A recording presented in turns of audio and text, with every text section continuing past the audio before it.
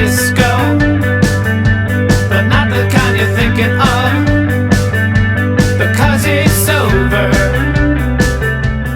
Yes, it's Aaron Brown, ABSeattle. I'm with the West. Thank you for being on the show. Thank you for having us. No problem. I actually saw you guys probably almost a year ago, February, because I was interviewing the Black Swedes at the Crocodile, and I passed your dressing room that you guys were in.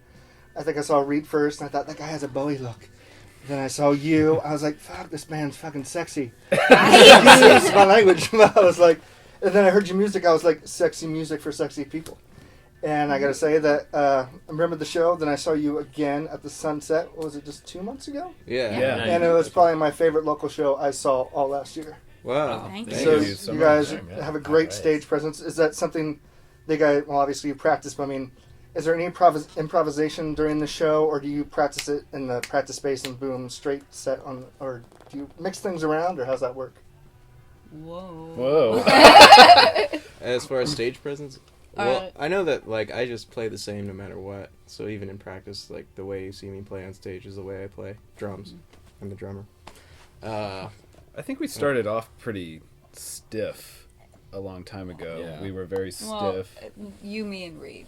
Us three We're were really I was very, definitely very stiff. Yeah. Not comfortable with being on stage playing dance music or how to do it. And then I think probably you can attest in the past year we've loosened up and learned to move a lot more and just have a good time and kind of be ourselves on stage. Well, it was refreshing also. It was nice to see people in Seattle in the audience moving their asses. Yeah. Because most shows you go to, it's like, are you going to clap? I don't know. Are you going to clap? Yeah. It was actually nice to see that kind of presence. Yeah. Yeah. You guys just released an EP, 3 songs. Mm-hmm. You released it on tape. Yeah. Yes. Whose idea was that? Why did you do that? Originally, we meant to release it on 7-inch, but we discovered that to do a nice looking 7-inch is actually pretty expensive these days because of all these companies everybody's making vinyl these days, so all these companies are backed up making LPs. So in order to make it worth their while to do like a 7-inch single, it's really expensive now.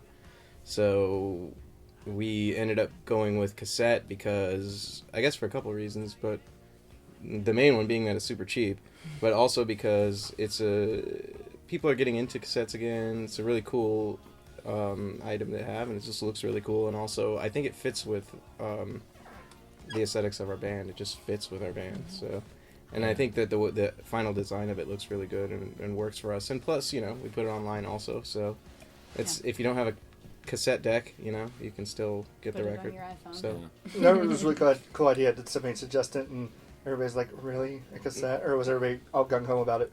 It was more of I think we were pretty gung-ho about it because it was kind of a moment of desperation where we're like, we don't have the money to put this on vinyl and we want to put something out. And then we were in this room, and I think... we even thought of doing a CD, but we're like, CD single, no. Yeah, and then somebody said cassette, and we were like, oh, see how much it is. Oh, it's cheap. Yeah! And so it was kind of very exciting because... We'd always kind of like played around with the idea of just like, oh, we should do that someday. Well, it would be fun. Yeah, as an experiment. Sure. Yeah, why not? And then we came up with this money problem, and we're like, oh, yeah, Cassettes. absolutely. Cassettes are great. That's the answer. And people have been responding well to it. Yeah.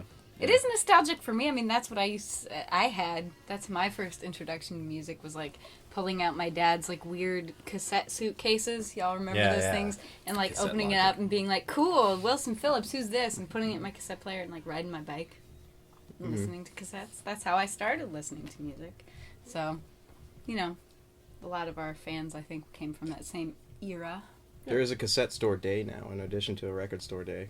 Is it really? Yep. Yeah. When did this start? This started maybe a year or two ago. It's pretty new, but Okay. it's a thing. It's happening. Interesting. So some people think it's lame, but I don't. I think it's It's different. yeah. Who did the cover? The cover's pretty cool. It looks it this- almost looks Swedish, Norwegian, or something. Yeah. Fine This lines. guy, Sean Diaz, who does a lot. He's a guy that I used to work with at a restaurant back in the day, and who did a lot of design work for my old band, and I just contacted not long after we started this band to do work for the West, and I kind of explained to him the sort of style we were going for, and he nailed it. And he does most of our posters. He did that CD, our album, and then did that for us too. So he does most of our design work. Yeah. That's awesome. He's cool. Yeah. Were these 3 new songs? So you released 2 releases in 2013. Congratulations. A lot of people don't even do that in a few years. Thank you. Were they leftovers from the first album you released almost a year ago, or are they stuff that you wrote over the summer? They were new stuff. Yeah. Yeah. And the first album's amount of work is almost a year and a half's worth of things that were pick and chosen out of the beginning of the band. And so by the time that album was released, I think at least a couple of those songs, well, no, I think all 3 of those songs had been written and became part of what we played live, but were not released on that first album. So they were more things that we had recorded and figured out that we liked and eventually chose as the 3 to move on. But since before the release of the last record, we've been writing songs for this second record, and so those 3 are part of that whole process, I guess. yeah. How is the songwriting process? It kind of starts different each time.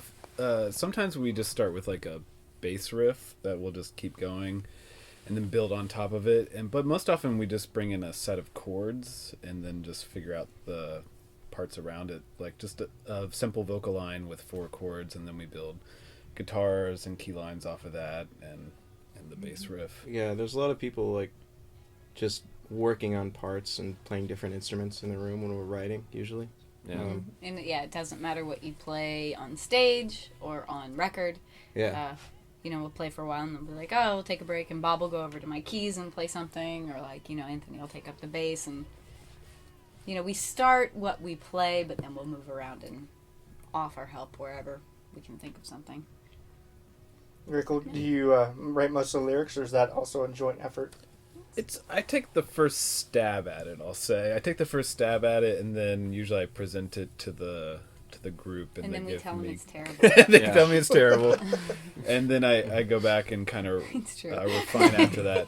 Actually, Bob gave, like, when we were first starting, I would say the lyrics were too literal to start, and he kind of steered me in a direction of, like, kind of that David Bowie, like, mid-70s kind of lyrics. He didn't say that, but He that's didn't what say you that. inferred That's from what I his inferred from it. advice. So we're going for more of that cut and paste, like, cut up technique lyrics where it's a feeling rather than, Girl, you're so smooth. yeah, girl, you're so smooth, kind of straight storyline. Was that to an it. actual lyric? No, No. but that's my idea of what It's a like a mission literal statement. lyric is. Yeah. Girl, you're so smooth. Super literal, and maybe not. Well, and we're not trying to tell our audience, this is what the song is about. We want them, like Anthony said, it's more about having a feeling and letting people make their own interpretations and feel like they can get involved, which we want them to do from just a dancing perspective as well. Mm-hmm. Okay. Awesome. First tour, was that last year? Yeah. Did it go pretty well? Did you get Yeah. pretty well received? Yeah, it was, Yeah. it was 2 weeks. We went down through California and then back up kind of through the middle, and we're actually planning to go hopefully down to South by Southwest this year. Or at least the middle of the country. At least the middle of the country, down to Denver. But Yeah, yeah, we had some pretty good audiences, I think, on our tour, I'd say. And we all started this tour exactly the way we ended it, in terms of liking each other and in terms of our personal experience. So that's very nice. Was there any apprehensions about getting in a van or a bus for that long? Not really. Really, we're very easygoing as a group. I mean, I More didn't or know what less. to expect out of it. It ended up being just a lot of sitting around and waiting. I thought it was... That's what, touring Yeah, is. it's- I've done it a lot So before, boring. so I was actually like wondering how these guys would take it. How did we take it? I think you took it pretty well. Pretty well. Yeah. Well, it is. It's like, what, I read 20 3 hours of books. driving for 45 minutes of Yeah, satisfaction on stage? Yeah. Right, exactly. Yeah, It's that's A lot of perfect. driving. I think the worst and best part about touring is we drive like, it's probably like 8 or 9 hours a day, and then you show up at 5 o'clock and you're in LA or San Diego, and it's not enough time to do anything, and you just kind of sit around at the Drink. venue So you and wait more. drink. Waiting You to drink play for will be hours. my biography. Meet some of funny West. people. Waiting to play. Yeah. It's the name of it. usually. Always funny people. Lots of funny people. Met Vietnam Tom.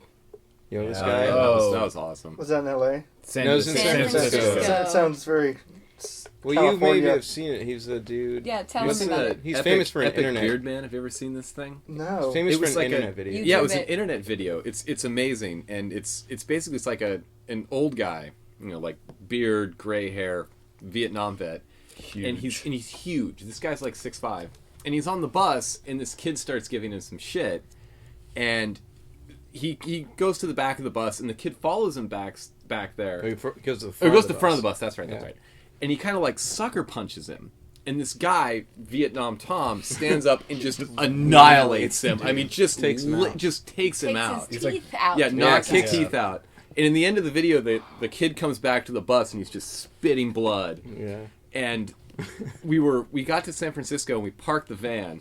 And And Which we're is walking more 2 seconds. real In like in episode. 2 seconds, in like 2 seconds, we're walking back, and I go, "That's Vietnam Tom. He was following That's us. the guy." He was He was following following us. us. Yeah, and he was like yelling about they're muggers in the alley, Yeah, he's like a he's crazy just street an person, more or insane- less. Yeah, Which was about 10 seconds of our night, but then we get to our venue and we're waiting to play for 4 or 5 hours, and he's there.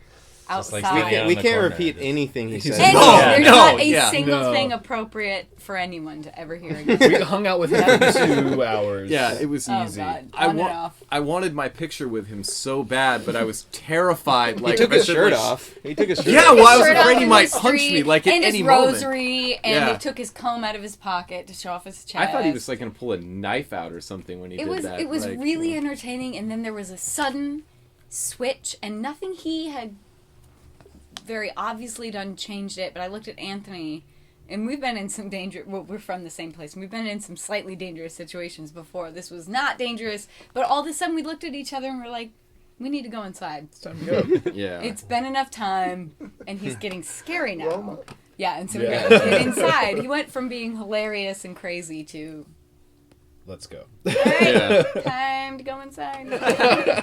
but you guys did release a video last year, Yeah. which did, I watched very well. The production was great. How much did you have to do with that video?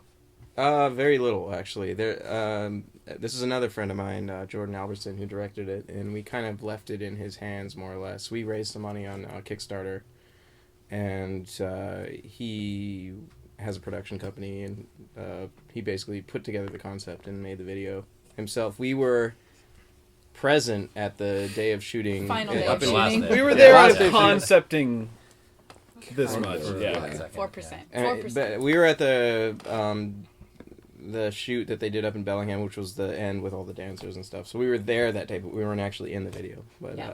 so Nor we did had very know. very little to do with it, but it turned Did out it make you looking sad really you good. weren't in it? We actually talked about it, and Jordan talked to me about it. Us maybe doing a cameo, but we decided that Didn't want to So- be a dancer. Yeah, it's not that we don't want to be in our own video, but we thought for this concept that it might not work.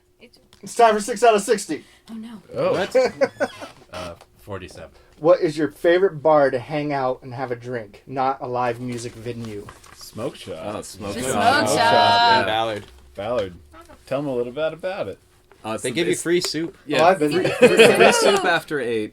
It's like the stiffest mixed drink in Seattle. They're No ridiculous. way. Oh way. Oh, In yeah. all of In Seattle. all And of Seattle. cheapest. I And, think and so. cheapest. And it's like an old fisherman's bar. And the bartenders there, one of them's Darlene and Marcia, and I can't remember the other girls' names that work there. They're all amazing, but Darlene and Marcia have been there for like 30 years. They're like tending bar. No, and they're they're just They're fabulous. and they're Sorry. fabulous. They're Sorry. just they're always extremely well done up and charming, and it's great. It's Yeah. the best bar in Seattle. I think 56. 56. First time anyone's asked this.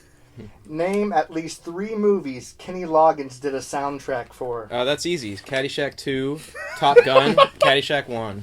You got him. You got him. Because Kenny Loggins was the soundtrack king of the 80s. He was. Oh Yeah. Yeah, that was the perfect question. Are you a Mr. Loggins fan? Because he's I coming do to town. like the log a lot. He coming to also the just Snoqualmie knows everything. Casino. He just knows everything. Sure. 33. 33. My parents think I... One at a time. One at a time. Yeah. for Everybody? sure. Wow. You go first. Yeah, you, Wow, that's a hard one. I think my like am I supposed to do it in that? My parents the like, more ah, Don't questions think you about it, ask, just answer the less question. you have as Well, options. I think my parents think that I do exactly the things that I do. I play in a band and work in advertising and live in Seattle. They think exactly what you do. I know. I report things very Hang up honestly when it's too. Oh, yeah. Wait. I don't think they probably don't know that I drink as much as I do, but Well, they do now. Oh, well, now you they can- do. ta-da. Oh, by the way. Yeah, thank you. Good segue. My dad thinks I'm an asshole right now. we're fighting over the fact that I showed up late for Christmas Eve dinner, but we won't get into it. But yeah, This is a hard one. I think my parents think that I should go back to what I went to college for, but that's probably Really? true. Yeah. Yeah. they don't like the music thing. I don't think my mom likes that a lot. I think I went to school for acting, and I was pretty good at it, and I think she wished that I went back to that instead of this. She doesn't. She likes James Taylor. Oh, She likes quiet folk music. I'm sure she's gonna watch this. She's learning to play the banjo.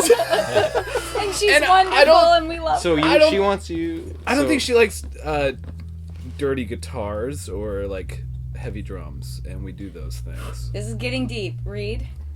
Ooh. I'm not really sure what my parents think. I would say they think that I'm just being myself more than anything else. I used to work for my father, and it was terrible. And I just recently quit to, play more music, and I own a recording studio and all that. And I think that they're happy for me. Awesome. My parents think, and this is I assume, drunken quote from my father, that I sound like Pat Benatar. I sound like Pat Benatar, which I think is Pat Benatar, and I don't sound like Pat Benatar, but that's what my parents think. Awesome. Thank you. Number 16. 15. Number 15. What is the most bizarre show you've ever played? The San Diego show on our tour. I was gonna say the San Diego I show know. too. Oh Well, my then gosh. let's talk about it. Let's unpack it. Was That that was a more great bizarre show. than playing at the top on Whidbey Island? Yeah. Yes. Oh no, that was Yes. because the top of Whidbey Island was like a bad episode of Twin Peaks. This show, we showed up. We got there at 4:00 in the afternoon. San Diego. We went to the beach, though, We went to the for beach. a while. Yeah, it was really hot. It was like 110 degrees. And we're not used to that in Seattle. We went to August Ocean Beach. We went to in- Ocean Beach. Yeah. San And Diego. And this bar didn't have air conditioning. Really? Yeah. Oh yeah, it's called. What was it called? It was called The Last Last Call. Call. The Last Call. Yeah. No stage either. Beer is cheaper than gas. They had to Don't like. drive, drink. They was basically their had to like quote. move a.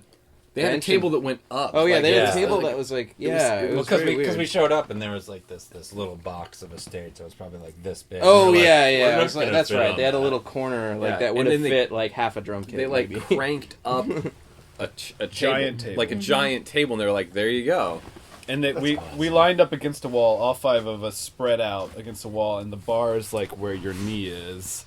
And we're playing in front of like 30 people, 30, 30 40, to 40. 30, Yeah, 40 kinda people, spread out throughout the bar. like 5 feet away from us. And Yeah, like on the same level. My drums were at the same. That we were just like in a row basically As because that was all the Yeah, room we hang had. out there. But we show up Yeah. there, and there's all these Polaroids of ladies showing the breasts. Okay, so we're getting a weird Ladies showing their breasts, showing the boobies. don't necessarily approve. I didn't know if it was. There's maybe like in a thousands of family these appropriate photos. place. You couldn't And edit then- it out, but there were breasts. Well, once people start showing up at night, they keep playing like that, like the horse theme, like da da da da da da da da da da da. Yeah, they keep playing Horse that racing, you know. horse Yeah. racing song thing. Theme horses have a theme. And apparently they run a nightly bet on who's gonna go home with who. I thought it was with No, a it's certain the- person. Well, they take it bets was- on Who like with who? people. It doesn't matter who. Like actual money bets though. Actual, Yeah, actual money cash bets. bets. And So they- I might go up, just to explain, I might Yeah. go in there and not have seen any of you, but go, all right, this guy is going to go home with this girl. And I got $10 on it. And the minute you put the bet down, They play that they song. play the song, Yeah. so somebody knows that somebody's made a decision. And at the end of the night, you can win or lose a decent amount of money. Yeah, on there this was Saturday night. There It was a fair Saturday amount night. of cash going on, and was a few and hundred. we found out we were outside, and who was it? Was it you and I that asked like why were they playing that right, yeah. music? And the guy goes, "Oh man, we got bets on who's going home with whom tonight." And he said, like, and I got to bet that you're going home with that girl over there, so don't screw it up, man. It was awesome. There It are was definitely a like, couple oh, it was people, at least wonderful. one person there who was just looking for a fight too. I could tell. 7. Number- Wait, no, whichever one's Lindsay Lohan. What? Is there a Lindsay Lohan question? So you want number 5? I want number 7, but can we do number 5 too? Okay, number 5, Lindsay Lohan. What's up with her? Right? Does she still have a career? Like, Reed likes her. I won't Reed down. likes her. I Reed love her. loves her. I want her to come love her. back. I want her to have a career. I want her to get her act together Why? Why? because she's all right. She's hot. Reed She's loves got her. good I do moves. love her. Okay, can we do 7 now? Is this the last one? Yeah, or- 7 is my real choice. What is one song you wish you would have written? What? What is one song you wish No, you I would heard. have I was like, I don't know how to answer. Africa by There's so Toto. many. No. Same old Because, scene. yeah, Roxy because music. everybody thinks it's That awesome. song's awesome. That would be. Everyone? That song is awesome. That was a question. People really like Toto, actually. Yeah, they do. Toto. Big. Silly. I think Yeah. I could make some money off of that. That That's song why I sang it. rules. You don't want to write that song? You wouldn't know if I never... Not I would have everyone, much that's my rather have personal written "Same choice. Old Scene" by Roxy Music. I bet half than- the audience doesn't know what that song is. Then that's their loss. It doesn't really matter. Candle in the Wind. That would be a big money maker. Yeah, Yeah, that was that like The a first huge version money or the maker. second Both. version? Both, Both. yeah. Change the Same. lyrics and put it out again. Fool. Absolutely. Yeah. I think the second time you put it out, it went for a charity. That's his own fault. Not in the West. I think Tom Sawyer. The I song can't really of Tom answer this. It's so Sawyer. hard. You don't know that song? I know that song. I think I'm gonna go just a song that I really like that I think is cool. I like "Love Action" by the Human League. Wow. No. I that's a also good- like that's not- Miley Cyrus. not a We bad Can't choice. Stop. That song rules. That's a great song. I would like to have written that and make all that money. We're all about making Wrong money. with you? Okay, but really, also I like "Heroes," David Bowie. That song's awesome Good tune. Yeah. on multiple levels. Yep. I just like it. It's really good. The vibe of that song is fantastic. Actually, I'll go with that song. I wish Yeah. I'd written. And I'm glad I did, but I'm also glad I didn't write out any of them. Like, I'm glad that they already happened, and if I were involved, it would not be the song that I like. You know? Yeah. But like, I feel like shit, a lot Black of and New White Order by- stuff is so good that it's like they're so good that you wish you could be that good. yeah. You guys are gonna hate me for this. We're gonna make fun of you Smashing later. Pumpkins, isn't it? No, Jesus. 1979. Red Hot Smashing Chili Pumpkins. Peppers. I had written "Under the Bridge." Under the Bridge is the best song ever. No, I'm gonna be cliche and pick a Beatles song. Ah! Be See? obscure I for told you. coolness. Be obscure for Yeah. coolness. Yeah, Yeah, talk man. about Frank tapes Rail, and I know. Betamax. Well, no, I really like one of my favorite songs is "I've Got a Feeling," That is a good one, actually. Okay, I'll let it go behind now. and He didn't say but that I mean, right, I so we're cool. on one Is that hand, McCartney? it was both. Okay. It was a pretty good collaboration. Okay. But the recording of it is from the rooftop recording, and I think that's why right, I would have I liked the song so much, but it's almost because it's how well everyone is playing together, even though they had the opposing viewpoints of Lennon and McCartney and where they were in their lives. There's just all these little moments in the song that kind of come together where and it's fucking freezing outside when they're playing, and they just managed to make this record-worthy song playing on a roof, where like the keyboard melody comes in, the drum fills happen in the right place, and the little bass things that maybe screw-ups, may not be. I don't know. There's just like all these things that happen. I don't know. I really like that song a lot. So That's a good answer. I don't know if I would. I don't know if I would say I would like to have written it, but I don't know, to be a part of that experience, I think would have been pretty cool. Awesome. But I realize that picking a Beatles song is very cliche. Boring. Boring. Talk about Betamax. Be cool. You gotta bore everybody. It's cool. Well, I want to thank you guys for being on the show. Thanks. And thanks for Thank having us. you. ABSeattle. AB out. Bye.